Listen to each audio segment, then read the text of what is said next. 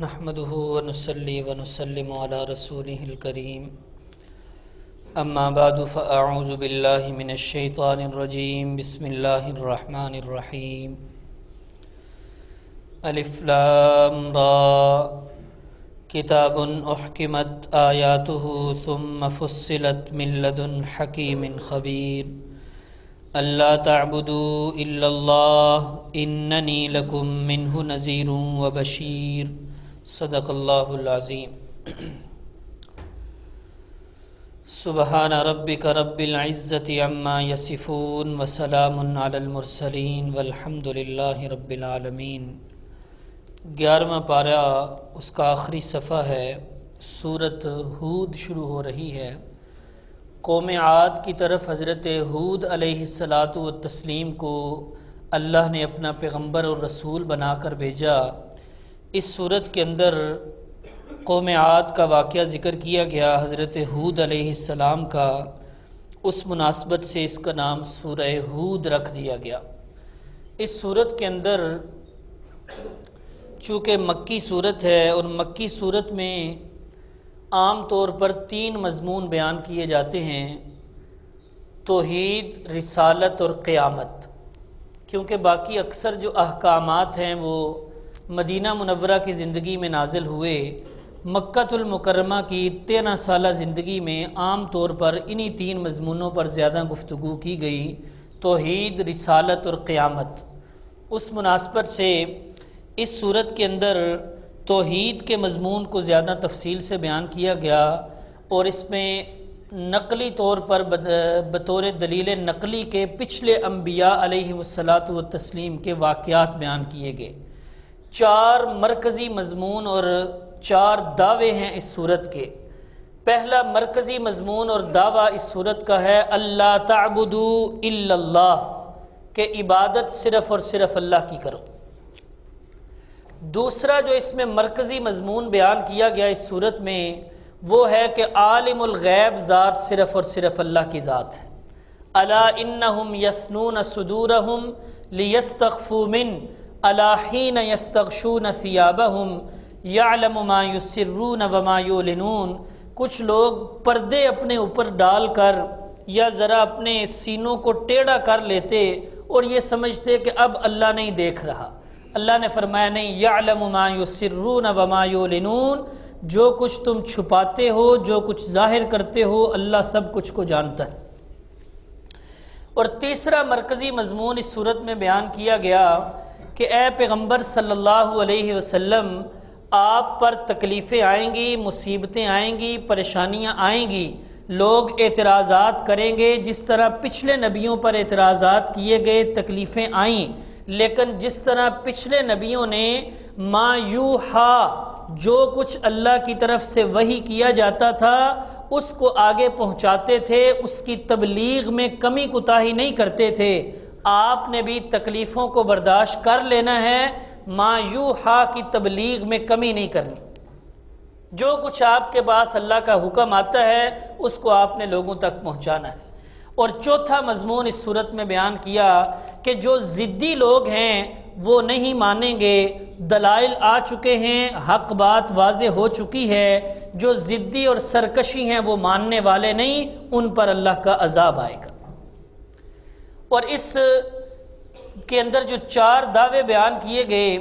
پہلے 2 دعووں کو ثابت کرنے کے لیے اللہ رب العزت نے 7 نبیوں کے واقعات بیان کیے۔ پہلا دعویٰ کہ عبادت کے لائق صرف اور صرف اللہ کی ذات ہے، اس دعوے پر بطور دلیل کے 4 نبیوں کے واقعات پیش کیے۔ پہلا واقعہ حضرت نوح علیہ الصلاۃ والتسلیم کا، دوسرا واقعہ حضرت ہود علیہ السلام کا، تیسرا واقعہ حضرت صالح علیہ السلام اور چوتھا واقعہ حضرت شعیب علیہ السلام۔ کہ یہ جو مضمون اے پیغمبر صلی اللہ علیہ وسلم آپ کو دے کر بھیجا گیا ہے کہ جا کر لوگوں کو یہ کہو کہ عبادت کے لائق صرف اللہ کی ذات ہے، یہ مضمون کوئی نیا مضمون نہیں، یہ پیغام کوئی نیا پیغام، نیا دین نہیں، بلکہ آپ سے پہلے بھی جتنے پیغمبر اور رسول آئے انہوں نے بھی آ کر اپنی قوم والوں کو یہی کہا کہ لوگو عبادت صرف اللہ کی کرو۔ اور بطور مثال کے اللہ نے 4 نبیوں کے واقعات بیان کر دیے اس مضمون کو ثابت کرنے کے لیے۔ حضرت نوح علیہ السلام نے بھی اپنی قوم والوں کو جا کر کہا اللہ تعبدوا الا اللہ انی اخاف علیکم عذاب یوم علیم، لوگو عبادت صرف اور صرف اللہ کی کرو، اگر اس مسئلے کو نہیں مانو گے تو مجھے ڈر ہے کہ تم پر عذاب آ جائے گا۔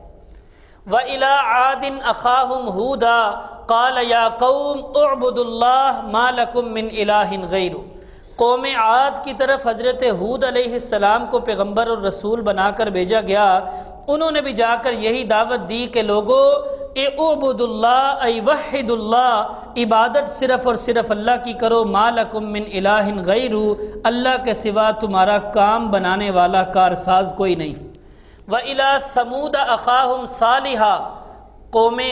سمود کی طرف حضرت صالح علیہ السلام کو پیغمبر بنا کر بھیجا گیا، انہوں نے بھی جا کر یہی کہا یا قوم اعبدوا اللہ ما لکم من الہ غیرہ۔ وَإِلَىٰ مَدْيَنَ أَخَاهُمْ شُعَيْبًا، قوم مدین کی طرف، اصحاب مدین کی طرف حضرت شعیب علیہ السلام کو پیغمبر بنا کر بھیجا گیا، انہوں نے بھی جا کر یہی پیغام دیا اعبدوا اللہ ما لکم من الہ غیرہ۔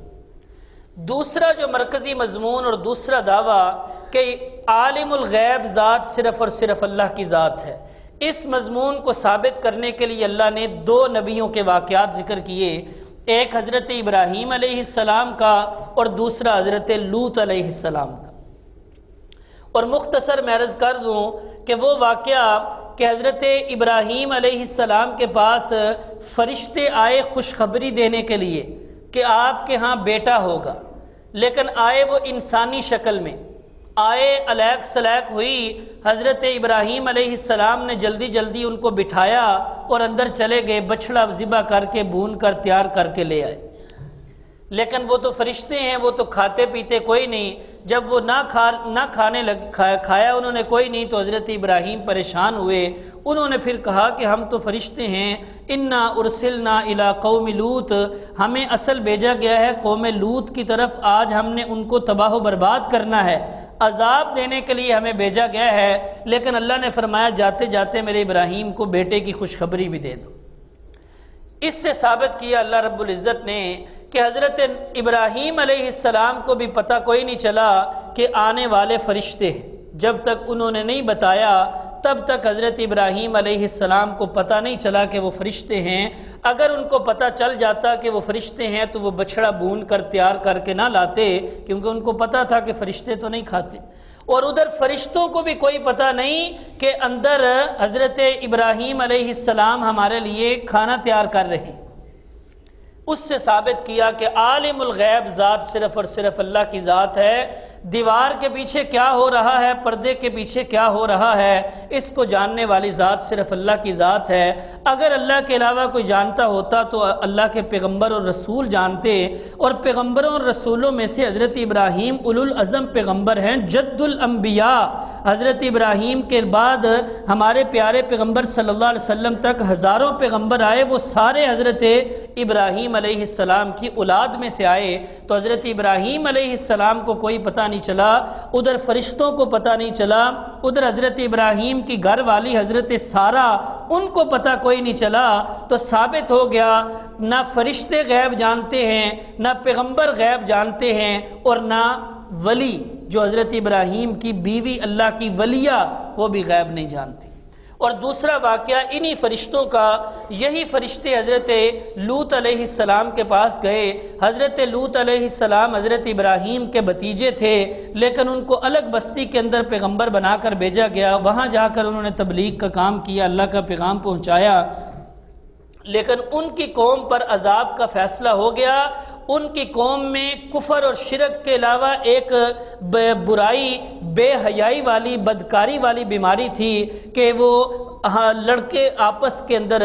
بدفعلی کیا کرتے تھے۔ فرشتے وہاں پہنچے خوبصورت لڑکوں کی شکل میں، حضرت لوط علیہ السلام کو پتہ کوئی نہیں چلا کہ یہ فرشتے ہیں، انہوں نے سمجھا کہ یہ کوئی میرے مہمان ہیں، تو وہ پریشان ہو گئے مہمانوں کو اس شکل میں دیکھ کر کہ میری قوم کے لوگ مہمانوں کو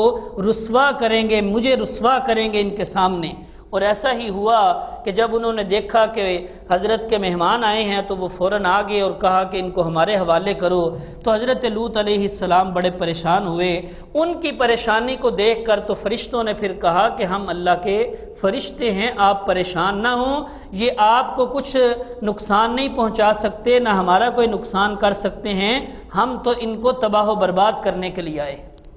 اس سے بھی اللہ رب العزت نے ثابت کیا کہ حضرت لوط علیہ السلام کو بھی غیب کا علم نہیں، جب تک اللہ جس چیز کے بارے میں نہ بتائے اس وقت تک اللہ کے پیغمبر اور رسول کو بھی پتہ نہیں چلتا۔ اور بھی بے شمار واقعات اس علم غیب پر آج میں عرض کرنا چاہتا ہوں۔ پہلا واقعہ حضرت نوح علیہ السلام کا، جو پہلے مرکزی مضمون کو ثابت کرنے کے لیے کہ عبادت کے لائق صرف اللہ کی ذات ہے، اس مناسبت سے اللہ نے حضرت نوح علیہ السلام کا تفصیلی واقعہ بیان کیا۔ وَلَقَدْ أَرْسَلْنَا نُوحًا إِلَىٰ قَوْمِهِ إِنِّي لَكُمْ نَذِيرٌ مُّبِينٌ۔ ہم نے حضرت نوح علیہ السلام کو ان کی قوم کی طرف رسول بنا کر بھیجا۔ انہوں نے جا کر کہا میں تمہیں ڈرانے کے لیے آیا ہوں، اللہ تعبدوا الا اللہ، عبادت صرف اللہ کی کرو۔ اگر اس مسئلے کو نہیں مانو گے تو مجھے ڈر ہے کہ تم پر عذاب آ جائے گا۔ جواب میں لوگوں نے کیا کہا؟ فقال الملأ الذین کفروا من قومہ، کافر قوم کے سرداروں نے کہا ما نراک الا بشرا مثلنا وما نراک اتبعک الا الذین هم اراذلنا بادی الرأی وما نرى لكم علينا من فضل بل نظنكم كاذبين۔ چار باتیں انہوں نے کہیں۔ انہوں نے کہا ہم آپ کو اللہ کا پیغمبر اور رسول کیسے تسلیم کر لیں؟ آپ تو ہماری طرح بشر ہیں، ہماری طرح انسان ہیں۔ انسان اور بشر کیسے اللہ کا پیغمبر اور رسول بن سکتا ہے؟ کوئی فرشتہ اللہ کا پیغمبر اور رسول بن سکتا ہے؟ آپ کو ہم اللہ کا رسول نہیں مانتے۔ دوسری بات انہوں نے کہی کہ آپ جو کہتے ہیں کہ میں اللہ کا پیغمبر اور رسول ہوں، میں اللہ کا پیغام لے کر آیا ہوں تمہارے پاس، اب تک ہم نے دیکھا کہ آپ کے پیغام اور دین کو تسلیم کرنے والے غریب لوگ ہیں۔ ہم میں سے کسی بڑے آدمی نے، بڑے برادری اور قبیلے والوں نے آپ کی دعوت کو تسلیم نہیں کیا۔ اگر آپ کا دین سچا ہوتا، آپ سچے ہوتے تو آپ کے ماننے والے کوئی بڑے لوگ ہوتے، آپ کی تابع داری کرنے والے تو اراذلنا، ہم میں سے جو ذلیل لوگ ہیں الیاذ باللہ، وہ آپ کی ماننے والے ہیں، اور وہ بھی بادی الرأی، انہوں نے بھی سوچا کوئی نہیں۔ جنہوں نے آپ پر ایمان لایا انہوں نے بھی تحقیق کوئی نہیں کی، بادی الرأی، سرسری طور پر بس انہوں نے آپ کی بات مان لی، تحقیق انہوں نے بھی کوئی نہیں کی، ہم آپ کو کیسے اللہ کا پیغمبر مان لیں۔ اور تیسری بات انہوں نے کہی ما نرى لكم علينا من فضل، ہمیں تو کوئی چیز ایسی نظر نہیں آ رہی جس کے وجہ سے ہم یہ کہہ سکیں کہ آپ کو ہم پر کوئی فضیلت حاصل، آپ کو ہم پر کوئی فضیلت حاصل نہیں، کیسے ہم اب آپ کو اللہ کا پیغمبر مان لیں؟ بل نظنکم کاذبین، بلکہ ہمارا تو خیال ہے کہ تم جھوٹے ہو، الیاذ باللہ۔ حضرت نوح علیہ السلام نے جواب دیا یا قوم، اے میری قوم، ارأیتم، یہ تو بتاؤ، ان کنت علی بینۃ من ربی وآتانی رحمۃ من عنده، اگر میرے پاس دلیل موجود ہو، اللہ نے مجھے معجزات دیے ہوں، اللہ نے مجھے اپنی طرف سے خصوصی رحمت اور نبوت عطا کی ہو، لیکن فعمیت علیکم، تمہیں وہ نظر نہیں آ رہی، تم اندھے کر دیے گئے، یا تم وہ اس کو دیکھنا نہیں چاہتے، انلزمکموہا وانتم لہا کارہون، میں تم پر کوئی لازم تو نہیں کر سکتا،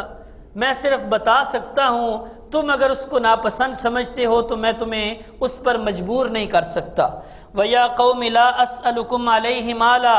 اور اے میری قوم کے لوگوں، تم جو یہ کہتے ہو کہ مجھ پر ایمان لانے والے مالدار کوئی نہیں، غریب ہیں، تو مجھے کون سا مال کی ضرورت ہے؟ میں تم سے مال نہیں مانگتا، میں تم سے کوئی تنخواہ اور مزدوری نہیں مانگتا، ان اجری الا علی اللہ، میرا اجر اللہ کے ذمے ہے، میرا اجر اللہ نے اپنے ذمے لیا ہوا ہے۔ وما انا بطارد الذین آمنوا، وہ یہ بھی کہتے تھے کہ آپ پر ایمان لانے والے غریب ہیں، ان کو دور ہٹاؤ تو ہو سکتا ہے ہم آپ کے قریب آ جائیں۔ فرمایا نہیں، وما انا بطارد الذین آمنوا، جو ایمان لا چکے ہیں ان کو میں دور نہیں ہٹا سکتا، وہ اللہ سے ملاقات کرنے والے ہیں، ان کا یقین ہے۔ وَلَكِنِّي أَرَاكُمْ قَوْمًا تَجْهَلُونَ، بلکہ میں تو سمجھتا ہوں کہ تم جاہل قوم ہو۔ وَيَا قَوْمِ مَنْ يَنْصُرُنِي مِنَ اللَّهِ إِن طَرَدتُّهُمْ أَفَلَا تَذَكَّرُونَ، اے میری قوم کے لوگوں یہ بتاؤ، جو لوگ ایمان لا چکے ہیں اگر میں ان کو دور ہٹا دوں، اگر میں ان کو دھتکار دوں تمہاری خاطر،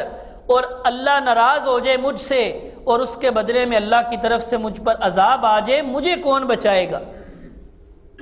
مجھے اللہ کے عذاب سے کون بچائے گا اگر میں ایمان والوں کو دور ہٹا دوں؟ یہ تو مشرکین مکہ نے بھی نبی پاک صلی اللہ علیہ وسلم سے بھی مطالبہ کیا کہ آپ کے پر ایمان لانے والے غریب صحابہ کرام ہیں، ان کی موجودگی میں ہم آپ کی بات نہیں سن سکتے، ان کے ساتھ ہم مل کر نہیں بیٹھ سکتے۔ تو نبی پاک صلی اللہ علیہ وسلم نے بھی ارادہ کیا کہ چلو کسی موقع پر صرف ان کو بٹھایا جائے، سرداران قریش کو، ان کو دعوت دی جائے، لیکن فرمایا نہیں، وَلَا تَطْرُدِ الَّذِينَ يَدْعُونَ رَبَّهُمْ بِالْغَدَاةِ وَالْعَشِيِّ، اے پیغمبر آپ کو یہ اجازت نہیں کہ ان لوگوں کو جو صبح و شام اللہ کی عبادت میں لگے ہوئے ہیں ان کو آپ دور کر دیں، یہ اجازت نہیں۔ ایک موقع پر آپ کفار مکہ کے سرداروں کو دعوت دے رہے تھے تو اچانک ایک نبینہ صحابی آ گئے، ان کو نہیں پتا تھا کہ نبی پاک کے پاس بیٹھنے والے کون لوگ ہیں، اس نے آ کر دور سے ہی کہہ دیا، علمنی یا رسول اللہ مما علمک اللہ، آپ کو جو کچھ اللہ نے سکھایا ہے اس میں سے مجھے بھی سکھائیے۔ کوئی مسئلہ پوچھ لیا، آپ نے ناگواری کا اظہار کیا کہ یہ اس وقت کیوں آیا ہے، اس وقت میرے پاس مکہ کے سردار بیٹھے ہیں اور وہ یہ ناپسند کرتے ہیں کہ ہماری موجودگی میں کوئی غریب آئے، کوئی غریب صحابی اور ایمان والا آئے۔ تو نبی پاک صلی اللہ علیہ وسلم کا مقصد کوئی نفرت نہیں، آپ کا مقصد یہ تھا چلو یہ بھی ایمان لے، آپ کی تو لالچ اور چاہت یہ تھی کہ یہ بھی مسلمان ہو جائیں، یہ بھی ایمان والے بن جائیں، آپ اس غرض سے کہہ رہے تھے کہ چلو وہ تو اپنا صحابی ہے، ایمان لایا ہے، وہ تو بعد میں بھی مسئلہ پوچھ لیتا، اس وقت کیوں آیا ہے؟ لیکن اللہ رب العزت نے آپ کے اس ارادے کو بھی اچھا نہیں سمجھا اور فرمایا، عبس وتولی ان جاءہ الاعمی وما یدریک لعلہ یزکا او یذکر فتنفعہ الذکریٰ، اے پیغمبر ایک نبینے کے آنے سے آپ تیوری چڑھاتے ہیں، اپنے پیشانی پہ بل چڑھاتے ہیں اور ناگواری کا اظہار کرتے ہیں، خبردار آپ کو اجازت نہیں، وہ جو آیا ہے مسئلہ پوچھنے کے لیے اس کو جو کچھ آپ بتائیں گے وہ اس پر عمل کرے گا، اس کو نصیحت فائدہ دے گی، اور یہ جو بیٹھے ہیں آپ کے پاس کافر، پتہ نہیں یہ مانیں گے کہ نہیں مانیں گے، ان کو نصیحت فائدہ دے یا نہ دے، لیکن وہ جو پکا مخلص مومن ہے اس کو نصیحت فائدہ دے گی۔ تو اللہ نے تو ایمان والے صحابہ کرام کی وجہ سے نبی پاک صلی اللہ علیہ وسلم کو بھی یہ کہہ دیا کہ آپ کو اس طرح ارادے کی بھی اجازت نہیں۔ تو یہی حضرت نوح علیہ السلام نے فرمایا کہ اگر میں ایمان والوں کو ہٹا دوں تو مجھ پر اللہ کا عذاب آ جائے گا۔ اور باقی انہوں نے کہا، مطالبے کرتے تھے جیسے نبی پاک صلی اللہ علیہ وسلم سے بھی ہوتے رہے کہ اگر یہ اللہ کا پیغمبر ہوتا تو اس کے پاس خزانے ہوتے، اگر یہ اللہ کا پیغمبر اور رسول ہوتا تو یہ ہمیں مستقبل کی خبریں دے، بتائے کل کیا ہونے والا ہے، اگر یہ اللہ کا پیغمبر ہے تو یہ فرشتہ ہونا چاہیے۔ اللہ نے جواب دیا، ولا اقول، حضرت نوح علیہ السلام کی زبانی حضرت نوح علیہ السلام نے فرمایا، ولا اقول لکم عندی خزائن اللہ، میں نے تمہیں یہ تو نہیں کہا کہ میرے پاس اللہ کے خزانے ہیں، میں نے دعویٰ کیا ہے پیغمبر کا اور پیغمبر اور رسول ہونے کا، میں نے یہ دعویٰ نہیں کیا کہ میرے پاس اللہ کے خزانے ہیں۔ میں نے تمہیں کب کہا ہے کہ میں غیب جانتا ہوں؟ یہ غیب جاننا اور خزانوں کا ہونا یہ نبوت کے لوازمات میں سے نہیں، نبوت کے لیے یہ کوئی ضروری نہیں کہ اس کے پاس اللہ کے خزانے ہوں، یہ خزانے اللہ کے لیے ضروری ہیں کہ اللہ کے پاس خزانے ہونے چاہیے، معبود کے لیے یہ ضروری ہے کہ وہ عالم الغیب ہونا چاہیے۔ ولا اقول انی ملک، اور میں نے تمہیں کب یہ کہا ہے کہ میں فرشتہ ہوں؟ میں نے یہ نہیں کہا۔ وہ یہ کہتے کہ اگر یہ پیغمبر ہے تو یہ کھاتا پیتا کیوں ہے؟ ما لہذا الرسول یأکل الطعام ویمشی فی الاسواق، کیا ہے رسول کو کہ وہ بازاروں میں چلتے ہیں اور کھانا کھاتے ہیں؟ وہ یہ سمجھتے کہ فرشتہ ہونا چاہیے۔ فرمایا میں نے یہ دعوے نہیں کیے کہ میرے پاس اللہ کے خزانے ہیں اور میں غیب جانتا ہوں اور میں فرشتہ ہوں، نہیں، جب میرا یہ دعویٰ ہی نہیں تو پھر تم اس بارے میں مجھ سے کوئی دلیل بھی نہیں مانگ سکتے۔ میرا دعویٰ ہے رسالت اور پیغمبر اور رسول اور پیغمبر ہونے کا، اور اس پیغمبر اور رسول ہونے کے لیے لازم یہ ہے کہ اللہ کی طرف سے اس پر پیغام اور وحی آئے، اور وہ مجھ پر آ رہی ہے۔ وَلَا أَقُولُ لِلَّذِينَ تَزْدَرِي أَعْيُنُكُمْ لَن يُؤْتِيَهُمُ اللَّهُ خَيْرًا، اور تم جو کہتے ہو کہ ایمان والے یہ غریب ہیں، یہ حقیر ہیں، والعیاذ باللہ، میں یہ بات نہیں کہہ سکتا۔ میں یہ نہیں کہہ سکتا ان ایمان والوں کے بارے میں جن کو تمہاری آنکھیں کمزور سمجھتی ہیں، حقیر سمجھتی ہیں، کہ میں یہ کہوں لن یؤتیہم اللہ خیرا، کہ اللہ ان کو کوئی بلائی نہیں دے گا، نہیں، میں یہ نہیں کہہ سکتا۔ اللہ اعلم بما فی انفسہم، اللہ خوب جانتا ہے جو کچھ ان کے دلوں کے اندر ہے۔ وَإِنِّي إِذًا لَّمِنَ الظَّالِمِينَ، اگر میں یہ بات کہوں تو میں اس وقت ظالمین میں سے ہو جاؤں گا۔ پھر قوم والوں نے کہا یا نوح قد جادلتنا فاکثرت جدالنا فأتنا بما تعدنا ان كنت من الصادقین، بڑا جھگڑا ہو گیا، بس بحث بڑی ہو گئی ہے، اب جو تم دعویٰ کر رہے ہو کہ اگر نہیں مانو گے تو عذاب آ جائے گا، فأتنا بما تعدنا، عذاب لے آؤ۔ عذاب کا مطالبہ انہوں نے خود کر دیا۔ دوسرے مقام پہ حضرت ایک سورت کا نام ہی سورت نوح، 29ویں بارے میں ایک سورت کا نام سورہ نوح رکھا گیا، اس میں بھی تفصیل ذکر کی، اور حضرت نوح علیہ السلام نے فرمایا انی دعوت قومی لیلا و نہارا، یا اللہ میں نے اپنی قوم کو دن کو بھی دعوت دی، رات کو بھی دعوت دی، اور ان کو میں جب بھی دعوت دیتا تھا تو وہ اپنی انگلیاں اپنے کانوں میں ڈال لیتے، اپنے چہروں پر پردے ڈال لیتے تاکہ میں ان کو نظر نہ آؤں، میری بات ان کے کانوں میں نہ پڑے۔ وَأَسَرُّوا وَاسْتَكْبَرُوا اسْتِكْبَارًا، اپنے وہ مسلک اور مذہب پر ڈٹے رہے، تکبر کرتے رہے۔ انی دعوتہم جہارا ثم انی اعلنت لہم واسررت لہم اسرارا، میں نے اعلانیہ طور پر بھی ان کو دعوت دی، تبلیغ کی، میں نے خفیہ طور پر بھی، اور ان کے ڈیروں پر جا کر جہاں مجمع لگا ہوتا، میلہ لگا ہوتا، وہاں جا کر بھی دعوت دی، اکیلے کو پکڑ پکڑ کر میں نے دعوت دی، لیکن انہوں نے نہ تسلیم کیا۔ 950 سال کے عرصے میں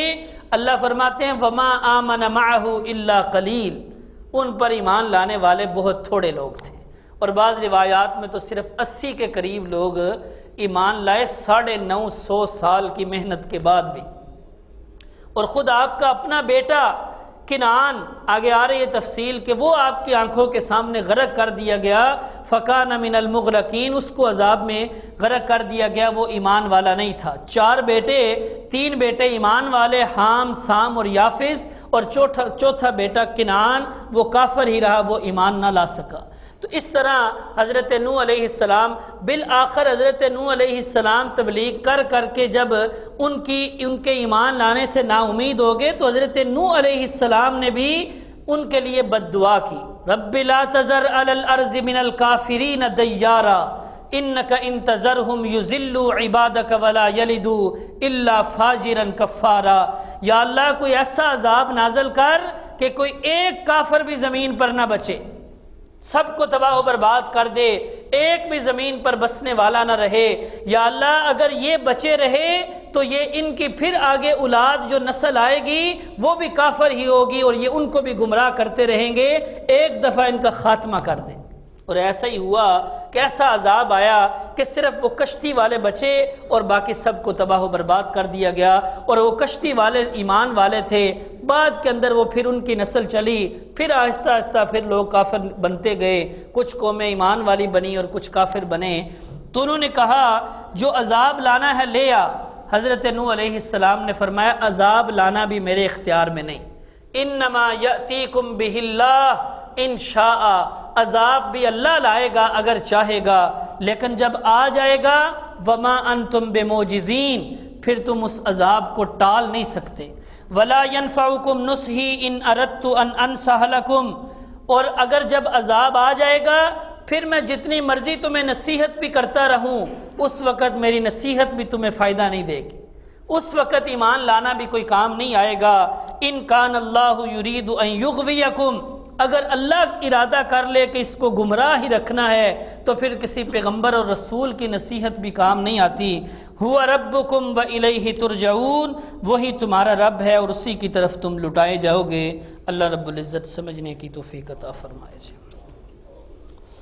صلی اللہ سیدنا مولانا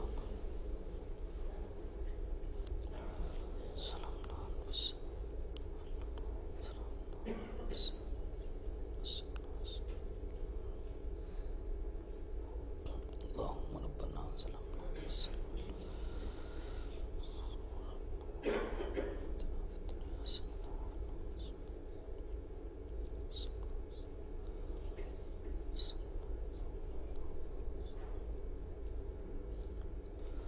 صلی اللہ تعالی علی خیر خلق محمد۔